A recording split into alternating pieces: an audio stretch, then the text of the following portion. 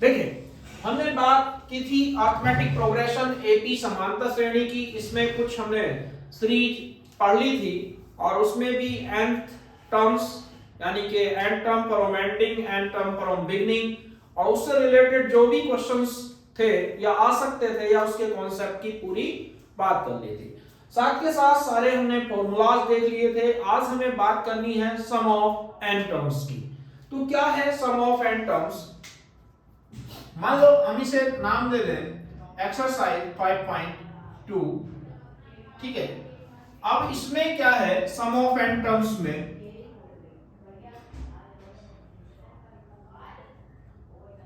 Some of n terms यानी कि n पदों का योग, इसे हिंदी में कहेंगे n पदों का योग, यानी कि योग ज्ञात करना है,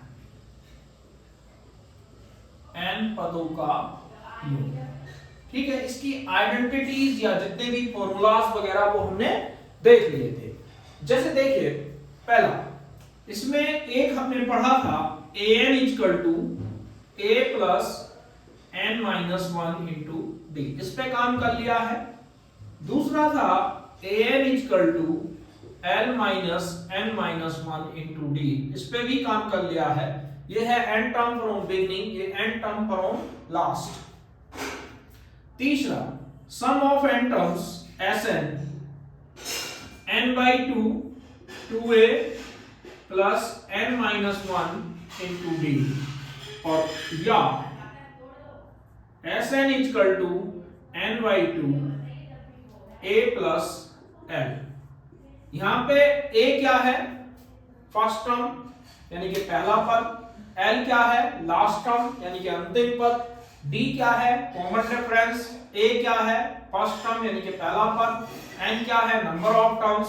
तो इस तरीके से हम इसमें सारी आइडेंटिटी हम पढ़ चुके हैं पहले ही, और 3 टर्म्स कैसे ऐड करते हैं, 4 टर्म कैसे ऐड करते हैं, 5 टर्म कैसे ऐड करते हैं।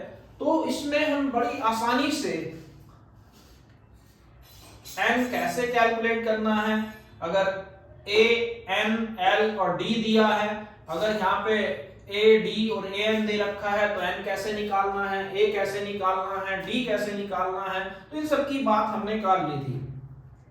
आज मेनली हम बात करेंगे इन पे और इन दोनों के कॉम्बिनेशन से जो क्वेश्चंस बनते हैं उसकी। देखिए जैसे हमारे पास हमने लिख दिया कि सम फाइंड आउट करना है। पहला क्वेश्चन है 2 7 12 और मान लो हमें 10 टर्म्स का सम निकालना है। तो क्या कह रहा है, a की वैल्यू 2 है, d हमारा a2 माइनस a1 है, ठीक है आ गया।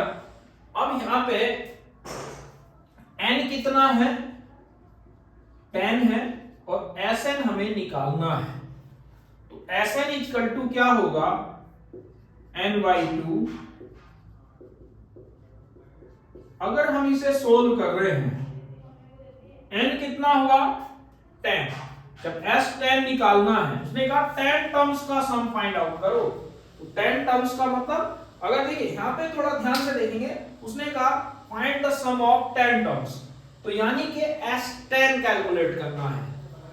तो यहां पे 10 by 2 2a, a कितना है 2, n कितना है 10 माइनस 1 और d कितना है हमारे पास 5। क्लियर है? तो ये आ गया 10/2, 2 2 जा और 9 5 जा 45, 10 माइनस 1 9 और 9 5 जा 45। अगर दोनों को ऐड कर दें तो ये कितना हो गया 49, 2 5 जा 10, तो ये आ गया 5 इंटू 49। अगर हम दोनों की मल्टीप्लाई या गुणा कर दें तो 5 9 जा 45 और 5 4 जा 20, यानी कि 2 4 5। तो क्लियर है कि अगर हमें इस तरीके से कोई वैल्यू दे रखी है तो हम उसका ऐसे यूज कर सकते हैं। अब थोड़ा और कॉम्प्लिकेटेड पे चलते हैं। ये तो हो गया फर्स्ट टर्म, देखिए ऐसे इसके फर्स्ट के सारे पार्ट हो जाएंगे। हम बात करते हैं क्वेश्चन नंबर 2। क्या कहता है, या एक ये पार्ट भी देख लेते हैं। 1 का फोर्थ पार्ट है, क्या कह रहा है, 1/15, 1/12, 1/10 एज शोन, और 2 कितनी टर्म्स तक निकालना है, 11 टर्म्स तक। इनका सम फाइंड आउट करना है। तो कैसे निकालेंगे, a की वैल्यू फर्स्ट टर्म कितनी हुई 1/15, और d कैसे निकालते हैं, a2 माइनस a1, यानी कि कितना हुआ 1/12 माइनस 1/15। अब यहां देखिए 12 और 15 इनका एलसीएम कितना हुआ 60। 12 से डिवाइड करो 5 जा, 15 4 जा, तो कितना हुआ 1/60। समझ में आ गया। अब यहां अब तक क्या है 11 टर्म्स, यानी कि हमें n11 है और s11 कैलकुलेट करना है। तो क्या फॉर्मूला था, मतलब बहुत ही सिंपल है अगर कॉन्सेप्ट आ जाता है। n देखिए कितना निकालना है 11, 2 a की वैल्यू कितनी हुई 1/15 प्लस n कितना हुआ, और d की वैल्यू आ गई 1/60। ठीक है। अगर यहां देख रहे हैं 2/15, मेनली हमें कंफ्यूज नहीं होना, 11 माइनस 1 10/60। तो अगर यहां पे बचा 2/15 प्लस 1/6, 15 और 6 का एलसीएम कितना हुआ 30। देखिए इसमें क्या करना है, 15 की डिवाइड करो या 15 से भाग करो, 15 2 जा 30, और 2 के ऊपर मल्टीप्लाई, 2 2 जा 4, 6 5 जा। ठीक है, कोई दिक्कत। तो ये बचा 11/2, 3 3 जा 33/20। तो इस तरीके से अगर मिक्स फ्रैक्शन हो या फ्रैक्शन हो, हम क्वेश्चनों को बड़ी आसानी से, बस मेनली क्या है कि इसके कॉन्सेप्ट के क्लियर होने चाहिए। उसमें मैंने बात की है पीछे जो कुछ वीडियो डाली है फ्रैक्शन में कि एलसीएम और एचसीएफ किस तरीके से निकालते हैं। अब देखिए ये हुआ हमारा फर्स्ट क्वेश्चन। जैसे क्वेश्चन नंबर 2 में देखिए लगभग सारे पार्ट सेम हैं, तो हम 2 में क्वेश्चन नंबर 2 के फर्स्ट पार्ट में इसमें क्या कहता है, find the sum, find the sum, यानी कि सम कैलकुलेट करिए। हमारे पास है -5 plus -8 plus -11 dot dot plus -23 230। ठीक है। जब हम यहां देख रहे हैं तो देखिए अब तक यहां क्या लिखा था 11 टर्म्स, लेकिन अब 11 टर्म्स नहीं लिख रहा, अब क्या लिख रहा है, लास्ट टर्म गिवन है। a की वैल्यू कितनी होगी -5, d होगा a2 माइनस a1, यानी कि -8, अगर माइनस है तो ब्रैकेट जरूर यूज कीजिए, और -5 तो -8 और माइनस माइनस प्लस 5 तो -3। क्लियर है। अब वो कहता है कि लास्ट टर्म an, और इसी को लास्ट टर्म कहते हैं, कितना है -230। तो an का फॉर्मूला क्यों निकाल रहे हैं, ये क्यों कर रहे हैं, क्योंकि हमें निकालना है Sn, और Sn निकालने के लिए हमारे पास क्या होना चाहिए n, तो n नहीं है, n निकालना है। a की वैल्यू और d की वैल्यू, अगर हम इसे सोल्व करें -5 -3n और +3 इक्वल टू -230। तो अब अगर देख रहे हैं -5 से -3 तो ये कितना हुआ -2 -3n अब देखिए 2 इधर माइनस हो रहा है तो उधर जाके प्लस हो जाएगा, तो कितना बचा -228। ठीक है, माइनस से minus cancel, n equal to 228 कितना आ गया 76। क्लियर है। अब कहता है एसएन निकालो। अब देखो लास्ट टर्म गिवन है तो एल, तो हम थोड़ा सिंपल करने के लिए ये फॉर्मूला यूज करेंगे। ठीक है, चाहे तो उसे भी लगा सकते हैं।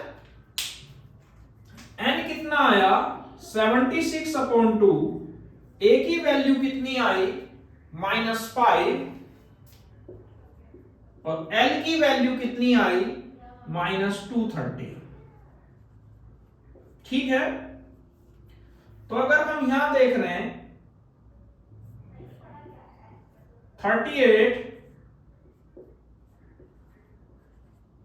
अब इनकी मल्टीप्लाई, यानी कि अगर 235 को 38 से मल्टीप्लाई करते हैं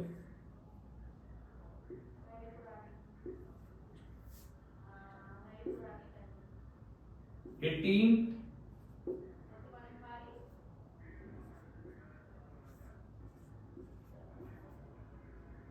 -8930, तो इस तरीके से हम बड़ी इजीली कैलकुलेशन कर सकते हैं। मेरे ख्याल से कैसे फॉर्मूला लगाना है, कब माइनस में कैलकुलेशन करनी है, सब कुछ क्लियर हो गया होगा। अब देखिए थोड़ा और क्वेश्चन करते हैं।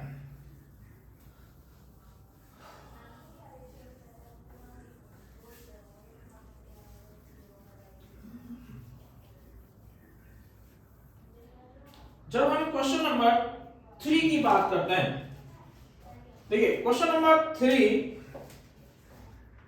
क्या कहता है, इसमें कहा गया है फर्स्ट पार्ट में लगभग सारे सेम है। A5 है, D3 है, AN50 है, N निकालना है और SNB निकालना है।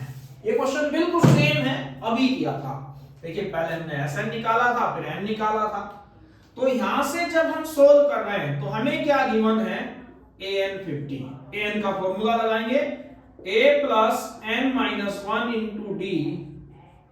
A की वैल्यू कितनी है 5, N कितना है निकालना है, D की वैल्यू कितनी है 3, तो 5 प्लस 3N माइनस 3। तो यहां से जब हम देखते हैं, ठीक है, अब 2 इधर प्लस हो रहा है तो उधर जाके क्या करेगा माइनस हो जाएगा। तो 3n इक्वल टू कितना आ गया 48, n की वैल्यू आ गई 48/3, n कितना हुआ हमारे पास 16। क्लियर है। अब वो कहता है Sn निकालो। Sn इक्वल टू देखो n/2 a प्लस l, और l को ही हम क्या बोलते हैं an, यानी कि लास्ट टर्म। n कितना निकल गया 16, a कितना है 5, l कितना है 50, कितना हुआ 8 इंटू 55, 8 5 जा 40, 8 5 जा 44, यानी कि 440। क्लियर है, तो ये समझ में आ गया होगा।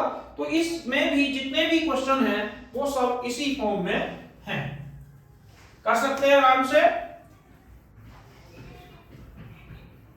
देखिए क्वेश्चन नंबर 4, इसके थर्ड के सारे पार्ट लगभग सेम ही होंगे। एक क्वेश्चन नंबर इसमें 5th है। देखिए क्या कहता है, the first term of an AP, the first term of an AP is 5. The first term of an AP is 5. The last term is 45,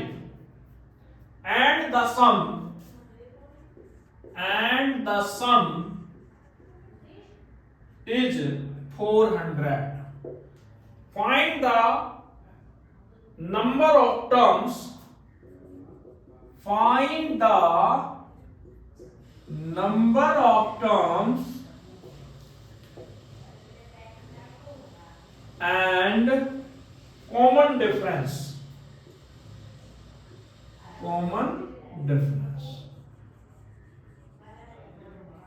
ठीक है, ये भी इंपॉर्टेंट क्वेश्चन है।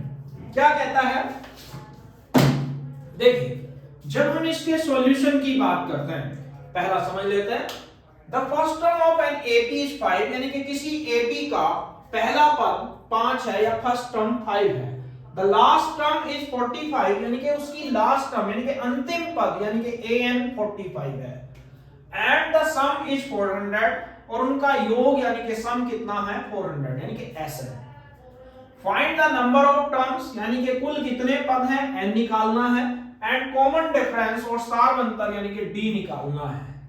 तो कैसे कहता है क्वेश्चन, जैसे पहला लिखो, first term is 5, last term an, इसे हम LV कहते हैं, अभी बताया था। सम 400, find the number of terms, n निकालना है। कॉमन डिफरेंस, देखो ये हमारे एक ट्रिक है, इसमें क्या करते हैं, जो चीज दे रखी है वो भी लिखो, जो निकालनी है वो भी लिखो, आधा तो क्वेश्चन यहां से ही सोल्व हो जाएगा। देखिए an गिवन है, an इक्वल टू 45, an का फॉर्मूला, a की वैल्यू कितनी है 5, n की वैल्यू पता नहीं, d हमारा निकालना है, यानी कि अभी हमारे पास d भी नहीं है n भी नहीं है, तो इस फॉर्मूले को हम यूज नहीं कर सकते। ठीक है, तो एक काम करते हैं, हमारे पास दूसरा फॉर्मूला भी है, Sn equal to n/2 a plus l। क्यों लगाया ये, क्योंकि d नहीं है। Sn की वैल्यू 400, n हमें पता नहीं, a हमारे पास 5, l हमारे पास 45।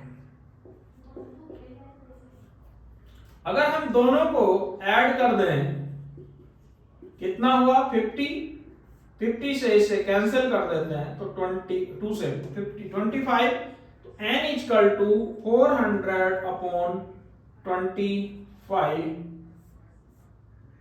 कितना हुआ,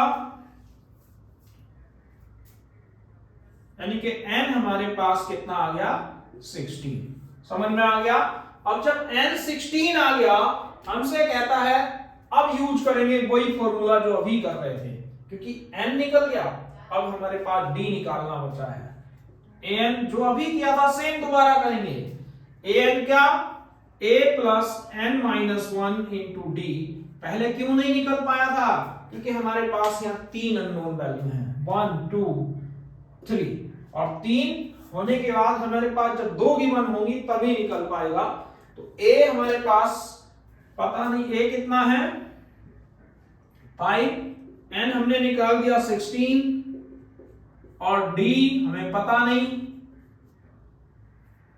ये उधर चला जाएगा तो कितना 16 माइनस 1 15, 45 माइनस 5 तो 15d, 40, d की वैल्यू 40 अपॉन 15, तो d की वैल्यू कितनी आ गई 8 अपॉन 3। इस तरीके से हम d कैलकुलेट कर सकते हैं। समझ में आ गया। तो ये बहुत ही आसान है और आराम से कर सकते हैं। तो ये समझ में आ गए होंगे। ये क्वेश्चन भी बहुत है, आता है कई बार। तो इसके बाद हम बात करेंगे बाकी क्वेश्चनों की अगली क्लास में। आज के लिए बस इतना ही। अगर आपने इससे पहली क्लासेस नहीं देखी तो कॉन्सेप्ट के लिए एक बार उसे जरूर देखें। आज के लिए बस इतना ही। धन्यवाद।